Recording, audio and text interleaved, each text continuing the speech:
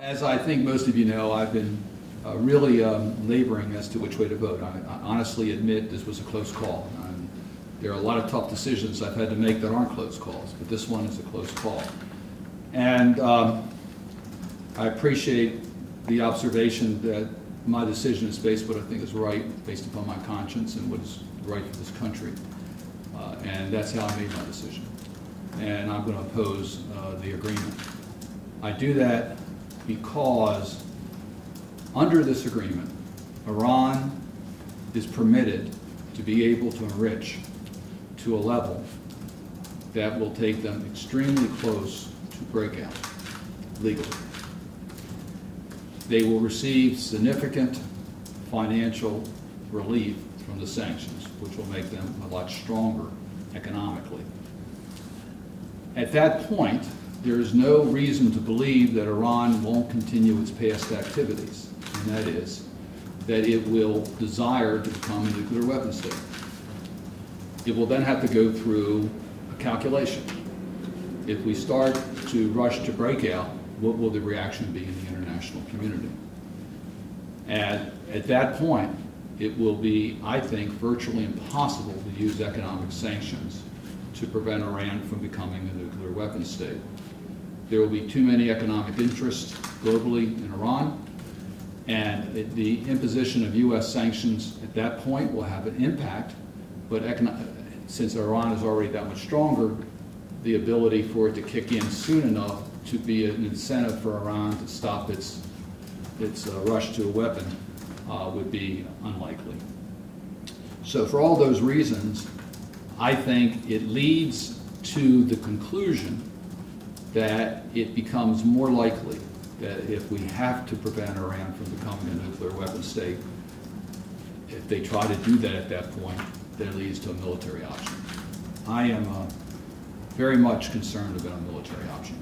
I don't think it will be effective in eliminating the threat. It just delays the threat, and it has a lot of collateral challenges. So one of the equations I have to make a judgment is what is the more likely scenario of avoiding a military and still being able to achieve a non-nuclear Iran. And I think there's high risk both directions, but I think the risk is higher in the long run by going forward with this agreement. The most difficult, I'll give you, just going forward, one more thing. This difficult challenge to overcome in opposing the agreement is what's the alternative?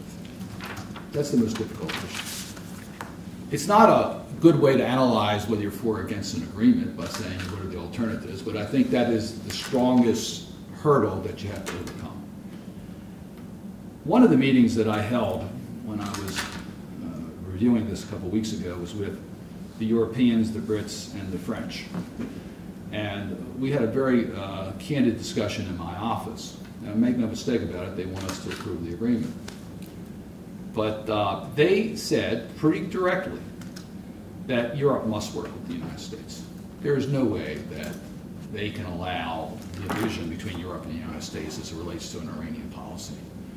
So, to be effective, Europe and the United States are going to have to be together, and the realities of rejecting this agreement would sit in, and there may be some time, but ultimately I'm convinced that Europe and the United States would get back together again. Second point, if Iran said, well, gee, now we can rush to a nuclear weapon, we can rush to enrichment, it would ignite the international community to action. And that would be what Iran, I don't see Iran wanting that to happen. So I'm not convinced that by rejecting this agreement, you're going to see a rush to enrichment by Iran. Iran needs U.S. sanction relief. That's the most important thing to their economy. You can't get international companies to operate in Iran unless the U.S. sanctions are released. So the release of U.S. sanctions is still going to be paramount to the Iranian interest. So ultimately, I think, not ultimately, I think that all sides recognize that the best course is diplomacy. I'm not saying it's going to be easy, but I think there is that the path towards diplomacy exists with rejecting the agreement. So let me come down to one last point, and I'll be glad to answer your questions. This agreement's going to go forward. The President has the support of Congress. It's going to go forward. Before I knew that, before I knew it was going to go forward, I was working with proponents and opponents of the legislation, not quite clear yet which way I would come down. I was trying to stay intellectually honest to the groups I met with. And looked at how we could go forward in a stronger way, whether the agreement was approved or disapproved. Well, now the agreement's going to be approved, so we can talk about how we're going to move forward. And recognizing the role that I play as the ranking Democrat on the Senate Foreign Relations Committee, recognizing the role that Congress can play as an independent branch of government. And we should never apologize about our system of government. I think it's the best system in the world. I think we're stronger as a result of the congressional review. I think the congressional review made the whole process better. We wouldn't have had this national debate if it weren't for the review statute.